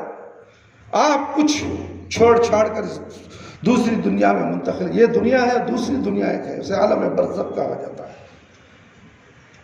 یہاں کا کوئی خیال ہمیں وہاں نہیں آئے گا، وہاں پھر تمہارے نیک اعمال کی صلہ بدلہ دیا جائے گا، سوال و جواب ہوں گے اس دنیا میں، اور عذاب بھی ہوگا، اور جنت کے بغیچے میں بھی نیک لوگوں کو سلا دیا جائے گا۔ تم سمجھتے ہو مرنے کے بعد اندر مٹی ہو جاتی ہوگا، ہمارے بابا کو قیامت میں بچا لیتی، یہ فلسفہ لوگوں کو سمجھا دیا گیا، ایسا نہیں ہے۔ خبر میں عذاب شروع ہو جاتا ہے۔ میرے بھائی میرے دوست، جب یہ واقعہ یہ ہے کہ کون کہہ سکتا ہے کہ یہ واقعہ نہیں ہے، تو پھر خود ہی اپنے ضمیر سے پوچھئے، خاتمہ بالخیر کی تمنا میں آپ کس قدر صادق ہیں، سچے ہیں؟ صادق کا معنی سچے، صادق کے معنی سچے۔ بہت سے لوگ صادق کیا صادق، سب سے بڑا جھوٹا یہی ہوتا ہے۔ نام سے کوئی صادق نہیں بن جاتا، عمل سے بنتا ہے میرے بھائی میرے دوست۔ عبد الرحمن نام ہے، اللہ کا بندہ تو عبد الرحمن ہے، مگر نام سے نہیں، عمل سے دیکھو عبد الرحمن کو کہ عبد الرحمن اللہ کا بندہ ہے یا نہیں۔ اپنے ضمیر سے پوچھئے کہ خاتمہ بالخیر کی تمنا کس قدر صادق، ایمان پر خاتمے کی دعا آپ کتنے اخلاص کے ساتھ کر رہے ہیں۔ ہر دوسرا لمحہ جو ایک آپ کی دوسری دنیا میں منتقل کر سکتا ہے، کیا واقعی آپ اس کیفیت شعور، احساس اور بیداری کے ساتھ گزار رہے ہیں؟ اگر یہی لمحہ زندگی کا آخری لمحہ ہو تو ایمان کا لمحہ ثابت ہو، اللہ کی اطاعت کا لمحہ ثابت ہو، معصیت اور نافرمانی کا لمحہ نہ ہو۔ یہ خالص آپ کا ذاتی مسئلہ ہے، آپ کی اور صرف آپ کی کامیابی اور ناکامی کا مسئلہ، کوئی دوسرا مسئلہ اس مسئلے میں آپ کی مدد نہیں کر سکتا، نہ یہ دوسروں کو مطمئن کرنے کا مسئلہ ہے، یہ صرف اپنی ذات کو مطمئن کرنے کا مسئلہ ہے، اپنے ضمیر سے جواب لینے اور اسے مطمئن کرنے کا مسئلہ ہے۔ سامنے آنے والے نتائج صرف آپ ہی کو بھگتنے ہیں، مرنے کے بعد جو سامنے آئیں گے وہ حالات تم ہی کو بھگتنے ہیں، کوئی تمہارا سہارا نہیں، نہ تعویذ، نہ گن، نہ بابا، نہ فقیر، نہ مرشد، نہ حضرت جی، نہ پیر جی، کوئی وہاں خبر میں نہیں آ رہا۔ اکیلے تنے تنا تمہیں سلا کر 9 من مٹی ڈال کر سب واپس آ جائیں گے۔ کہاں سے یہ بابا لوگ تمہارے اندر آئیں گے؟ یہ لوگوں کو جھوٹی پٹیاں بڑھا کر، مسلمانوں کو مسجدوں سے، نماز سے، عبادت سے گمراہ کر انسانوں کی پوجا کرنے پر مجبور کر دیا گیا۔ مسلمانوں کو انسان بھی وہ پوجا کرا لینے کے لیے تیار ہو گیا۔ ہاتھوں کو بوسہ دینا، ہاتھوں کو سجدہ کرنا، پیر پڑنا، یہ انسان کی پوجا نہیں تو اور کیا ہے میرے بھائی؟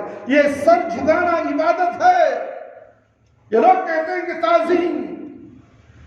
تعظیم تو دل سے کی جاتی ہے، دل سے ادب کیا جاتا ہے، چاہے استاد ہو، ماں باپ ہو۔ ماں باپ کے بھی پاؤں پڑنا حرام ہے میرے بھائی میرے دوستوں، ماں باپ کے بھی پیر پڑتے ہو۔ یہ سجدہ جھکے گا تو صرف اللہ کے در میں، اللہ کے لیے سجدہ کرنا ہے، کسی اور کے لیے نہیں۔ اگر بیوی کو سجدہ کرنے کا حکم دیا جاتا تو اللہ نے کہا کہ اس کو حکم دیتا، مگر سجدہ کرنا حرام ہے۔ صرف اپنی ذات کو مطمئن کرنے کا مسئلہ ہے، اپنے ضمیر جواب دینے اور مطمئن کرنے کا مسئلہ۔ سامنے آنے والے نتائج صرف آپ ہی کو بھگتنے ہیں، کوئی دوسرا واقعہ آپ کا شریک حال نہ۔ کس قدر قابل رشک ہے وہ موت، جو اس حال میں آئے کہ آدمی کو ایمان کی دولت حاصل ہو، وہ ایمان کے ساتھ دنیا سے رخصت ہو۔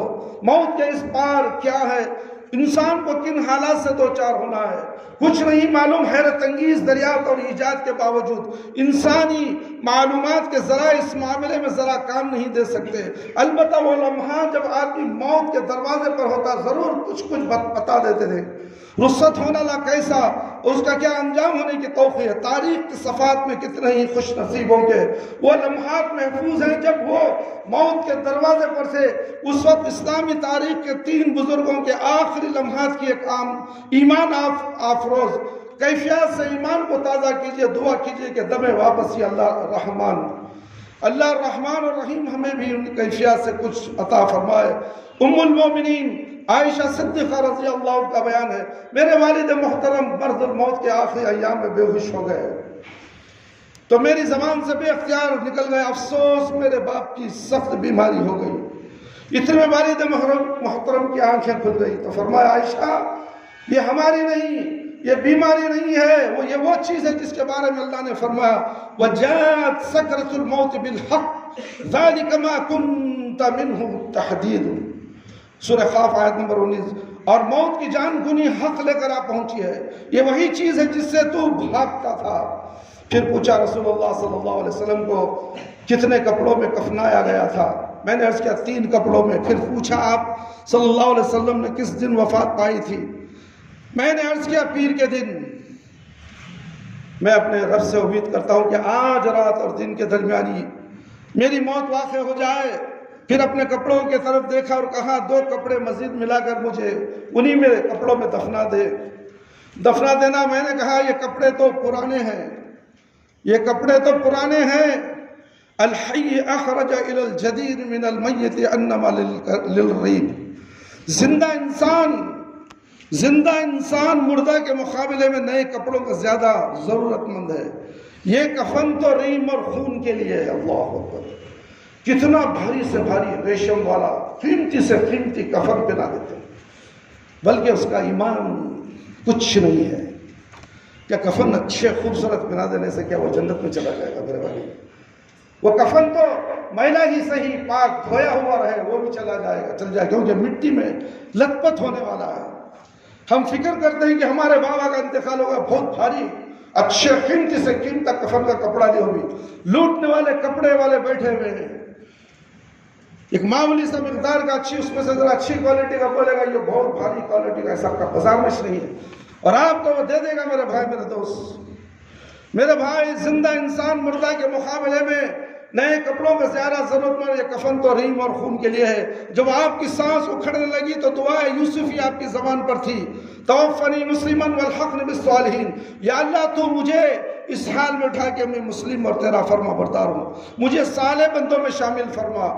عمر بن عاص رضی اللہ عنہ کا جب بالکل آخری وقت آ گیا تو آپ نے دونوں ہاتھ آسمان کی طرف اٹھائے، مٹھیاں کس لی اور زبان پر کلمات تھے، الہی تو نے حکم دیا اور ہم نے حکم عدولی نہیں کی، حکم عدولی کی، پروردگار تو نے منع فرمایا ہم نے نافرمانی کی، یا اللہ میں بے قصور نہیں ہوں کہ معذور کروں، طاقتور نہیں ہوں کہ غالب آ سکوں، پروردگار اگر تیری رحمت شامل نہ ہوگی تو میں ہلاک و برباد ہو جاؤں گا۔ اس کے بعد 3 بار کہا لا الہ الا اللہ، روح جسم سے پرواز کر گئی۔ یہ واقعات ہیں میرے بھائی ان لوگوں کے جو تمہیں معلوم نہیں ہے، تم غفلت کی زندگی سو رہے ہو۔ موت کس حال میں کیسی آئے گی سوچو تو صحیح، کیوں سوچتے نہیں میرے بھائی میرے دوست؟ نمازوں کو آؤ، مر جاؤ، کام کو لاٹ مارو جی، بھاڑ میں گیا تمہارا کام،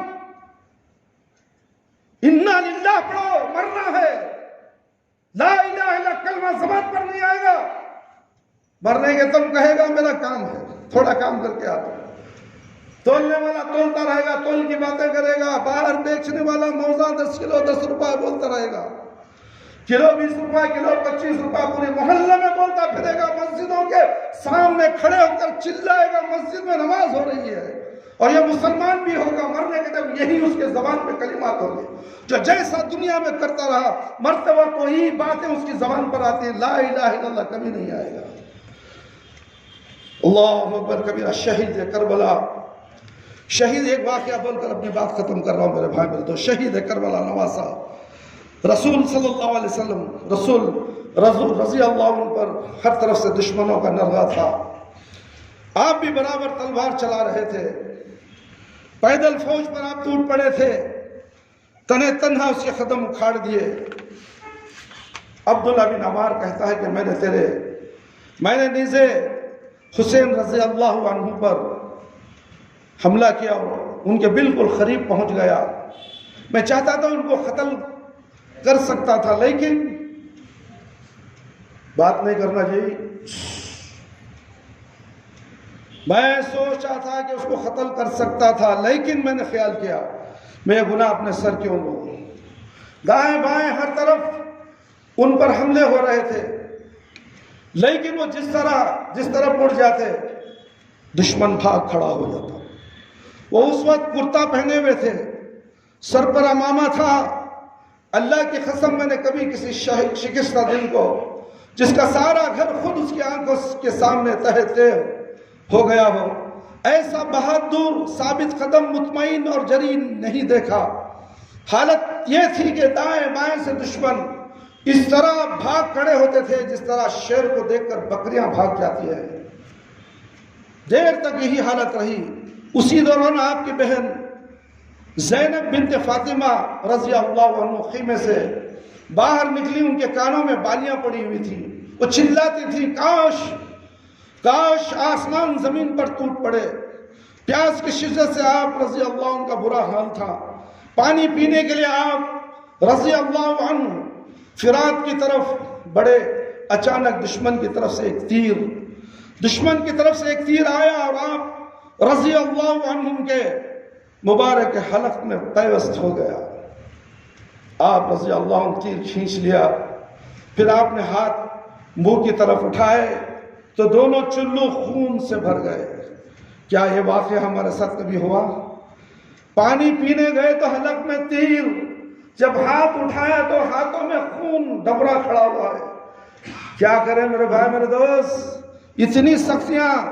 اسی لیے کہا گیا ان لوگوں کو رضی اللہ عنہم ورضوا عنہ، اللہ ان سے راضی ہے، ان سے راضی۔ کبھی ہم اللہ کو راضی کریں، کبھی ہمیں اللہ راضی کر لیا، کبھی ایک لمحے کے لیے ہم نے رات کے اندھیرے میں سوچا یہ رات کا اندھیرا ہماری موت کی گھڑی ہے، کل ظہر میں میرا جنازہ نکلنے والا ہے، کل عصر میں میرا جنازہ نکلنے والا ہے، میں کیا مسلمان ہوں، کیا میں مومن ہوں؟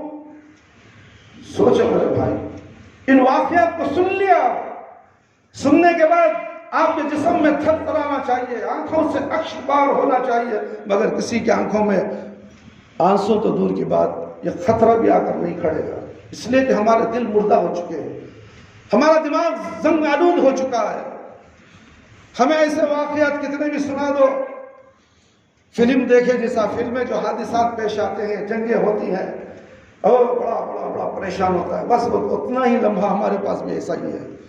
ہم ان واقعات کو فلمی واقعات سمجھ گئے ہیں، نہیں میرے بھائی، یہ سچے واقعات ہیں جو گزرے ہوئے ہیں، اسی لیے اللہ نے ان کو رضی اللہ عنہم ورضوا عنہ کہا۔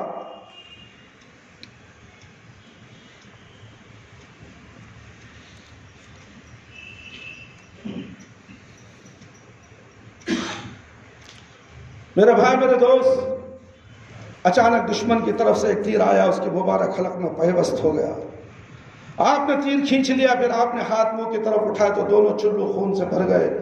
آپ رضی اللہ عنہ خون و آسمان کی طرف اچھالا، خون آسمان کی طرف اچھالا اور اللہ کا شکر ادا کیا، فرمایا الہی میرا شکوہ تجھی سے ہے، دیکھ تیرے رسول صلی اللہ علیہ وسلم کے نواسے کے ساتھ کیا ہو رہا ہے۔ اللہ اکبر، کیا جگر تھا وہ اللہ سے اس طرح سے باتیں کرنے کا میرے بھائی میرے دوست۔ جسم چھلنی ہو گیا ہے، حلق سے خون نکل رہا ہے، پانی پیئیں گے تو پی نہیں سکتے، اب معاملہ ختم ہوا، خون کو اچھال دیا اور اللہ سے باتیں کرنے لگے۔ کیا ہمارے ساتھ کبھی ایسا ہوگا؟ ہم مومن ہوں گے تو ہمارے ساتھ معاملہ اچھا ہوگا، موت پہ ہم بھی اللہ سے باتیں کرنے لگ جائیں گے، اور جب ہماری زبان سے نکلے گا کلمہ لا الہ الا اللہ محمد الرسول اللہ، خاتمہ بالخیر تو یہی ہے۔ کتنے موتوں کو تم نے دیکھا ہے، کبھی جا کر دیکھو بازو کھڑو، اس کی زبان سے کلمہ نکلتا ہے یا نہیں؟ یہ مسکراتے ہوئے اس دنیا سے جاتا ہے نہیں؟ دیکھو تو صحیح میرے بھائی، آنکھ کھولو، میتوں کو دیکھو، جنازوں کو دیکھو، ہمارا بھی جنازہ نکلنے والا ہے۔ غفلت کی نیند سے اٹھو میرے بھائی میرے دوست، شکوہ تجھی سے ہے، دیکھ تیرے رسول کے نواسے اس کے ساتھ کیا ہو رہا ہے۔ زرع بن شریک نے اسی دوران پہلے بائیں ہاتھ کو زخمی کیا، پھر شانے پر تلوار ماری، آپ رضی اللہ عنہ کمزوری سے لڑ کھڑائے، سنان بن انس نے بڑھ کر نیزہ مارا اور آپ زمین پر گر پڑے، پھر اسی ظالم نے نواسے رسول رضی اللہ عنہ کو ذبح کیا، اللہ اکبر، اور سر تن سے جدا کر دیا، اور زبان سے نکلا انا للہ و انا الیہ راجعون، لا الہ الا کے کلمات تھے اور انا للہ و انا الیہ راجعون۔ میرے بھائی میرے دوست اور خواتین اسلام، اللہ کی رحمتیں مسلمان مومنوں پہ نازل ہوتی ہیں، مشرکوں پہ، کافروں پہ نہیں۔ اور ایک حماس دنیا کے تمام کافروں کو نیست و نابود کرنے کے لیے کھڑا ہوا ہے، 2 اڑھی مہینے ہو گئے جنگ لڑ رہا ہے میرے بھائی میرے دوست، ہزاروں فلسطین معصوم بچے شہید ہو گئے، کیا ان لوگوں کے لیے آپ نے کبھی دعا کی؟ ان لوگوں کے لیے کبھی ہاتھ اٹھائے جو معصوم نہتوں پر اسرائیل نے بم برادی؟ مگر یہ اللہ کا عذاب تھا یا کچھ تھا، امتحان تھا، یا اللہ رب العالمین جاننے والا؟ مگر ہمیں حالات کو دیکھتے ہوئے ہمیں ان کے حق میں دعا کرنی چاہیے۔ جو لوگ توحید پرست تھے، شرک سے، بدعت سے، کفر سے محفوظ تھے، ایسے عذابوں میں جو مرتے ہیں تو شہید کہلاتے ہیں۔ اللہ نے ان کو قبول کر لیا اور جنتوں میں چلے گئے، اور ان کے باپ ابراہیم علیہ السلام انہیں کھلا رہے چھوٹے چھوٹے معصوم بچوں کو۔ تقریباً 8000 معصوم بچے یہاں سے وہاں منتقل ہو گئے، کہاں پر؟ جنت چلے گئے۔ ان کے باپ کون ہے؟ ابراہیم علیہ السلام ہے، جن کا کوئی باپ نہیں دنیا میں ہے، ان کا باپ بھی مر گیا، وہ بھی جنت میں ہے، یہ بھی جنت میں ہے۔ ہمارا بھی مقام جنت میں ہونا چاہیے۔ ہم ایسے کام کریں جو اللہ راضی ہو جائے، ہمیں اللہ کو راضی کرے، اللہ ہمیں راضی ہو جائے، اللہ ہمیں راضی کر لے۔ میرے بھائی، ہمیں دیکھو ہمیں اللہ راضی کر رہا ہے۔ ہمارا عقیدہ توحید ہے یا نہیں؟ عقیدہ بدعت ہے، عقیدہ شرک ہے، عقیدہ توحید نہیں ہے، عقیدہ صوفی ہے۔ صوفیوں کا عقیدہ ہمارے اوپر ہے۔ صوفیوں کا عقیدہ کیا ہے؟ اللہ انسان کے اندر ہے، اللہ ہر جگہ موجود ہے، یہ صوفیوں کا عقیدہ ہے۔ ہر مسلمان کو پوچھو اللہ کہاں ہے؟ ہر جگہ ہے بولتا ہے، یہ صوفیوں کا عقیدہ ہے، یہ مسلمانوں میں گھرا ہوا ہے۔ اللہ ہر جگہ ہے تو کیا مطلب ہے میرے بھائی؟ کبھی غور کیا اس کے بارے میں؟ اللہ ہر جگہ ہے، کتنے اللہ ہوئے؟ قرآن میں تو اللہ کہتا ہے کہ اللہ عرش پر مستوی ہے، اور تم کہتے ہو کہ ہر جگہ۔ قرآن کی بات مانے یا صوفی کی بات مانے یا ملا مولوی کی بات مانے؟ سوچو میرے بھائی، اگر تم اس طریقے کا عقیدہ رکھتے ہو تو مرنے کے بعد تمہیں جہنم کا منہ دیکھنا پڑے گا۔ اسی لیے عقیدے کی اصلاح کرو۔ اللہ رب العالمین عرش پر موجود ہے، اور اس کی قدرت ساری کائنات میں پھیلی ہوئی ہے۔ اللہ ساری دنیا کو ہاتھ میں ایک رائی کے دانے کے برابر دیکھ رہا ہے۔ اس رائی کے دانے کے اندر کون کیا کر رہا ہے، رات میں کیا کر رہا ہے، دن میں کیا کر رہا ہے، کام کی وجہ کیا کر رہا ہے، کتنا جھوٹ بول رہا ہے، کتنا دھوکہ دے رہا ہے، کتنا سود کھا رہا ہے، کتنا سود دے رہا ہے، کس کا مال ناحق کھا رہا ہے، کہاں ظلم و زیادتی، سب معلوم اللہ۔ اسی کو تو اللہ کہا جاتا ہے۔ وہی ذات ہے جو اللہ رب العالمین ہے۔ ہمارا بھی حساب کتاب لینے والا ہے۔ اللہ رب العالمین سے دعا ہے کہ اللہ تعالیٰ مجھے اور آپ تمام کے تمام قرآن اور حدیث کی باتیں سن کر اس پر زیادہ سے زیادہ ہم سب کو عمل کرنے کی توفیق عطا فرمائے۔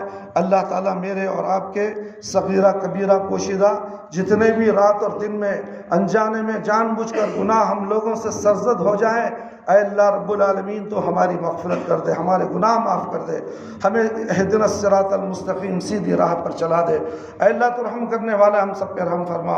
اے اللہ ہمیں 5 وقت نماز پڑھا دے، وقت پر نماز پڑھنے والا بنا دے، نمازوں کو قضا ہونے مت دے میرے پروردگار۔ ہماری نمازیں قضائے ہمارے منہ پر پھینک دی جائیں گی۔ اے اللہ یہ کس نے کہا؟ پیارے نبی محمد صلی اللہ علیہ وسلم نے کہا۔ اس لیے میرے پر اے اللہ ہماری نمازوں کو وقت پر پابندی کے ساتھ پڑھنے والا بنا دے۔ اے اللہ ہم میں سے جو لوگ اس دنیا سے چلے گئے قابل رحم اگر ہے تو اللہ ان کی مغفرت فرما دے۔ جو لوگ پریشان حال ہیں ان کی پریشانیوں کو دور فرما۔ جو لوگ روزی روٹی کے لیے پریشان حال ہیں، اے اللہ تیرے خزانے سے حلال روزی عطا فرما۔ اے اللہ تو رحم فرمانے والا، سب پر رحم فرما۔ جتنے بھی لوگ دنیا کے اندر یا شہر کے اندر ہسپتالوں میں زیر علاج ہیں، اے اللہ ان کے لیے شفا کلی شفا اجل عطا فرما، دوائیں مہیا فرما۔ اے اللہ ہر طرح سے مدد فرما میرے پروردگار۔ ہم تمام لوگوں کی بھی مدد فرما، ہم تمام لوگوں کی بھی مغفرت فرما دے۔ اے اللہ خاتمہ بالخیر فرما۔ اے اللہ قبر کے عذاب سے بچا لے، جہنم کی آگ سے بچا لے، قبر کے سوالات بالکل آسان فرما دے، قبر کی تاریکی کو روشنیوں میں بدل دے، میدان حشر میں رسوائی سے بچا لے۔ اے اللہ ہمیں موت دے تو ایمان کی حالت میں موت دے، جب ہماری روح ہمارے جسم سے نکلے تو اے اللہ ہماری زبان پر کلمہ لا الہ الا اللہ محمد الرسول اللہ جاری رہے۔ ربنا لا تزغ قلوبنا بعد اذ هديتنا وهب لنا من لدنك رحمة انك انت الوهاب۔ ربنا تقبل منا انك انت السميع العليم وتب علينا انك انت التواب الرحيم۔ سبحان ربك رب العزة عما يصفون وسلام على المرسلين والحمد لله رب العالمين۔ یا حی یا قیوم برحمتک استغیث۔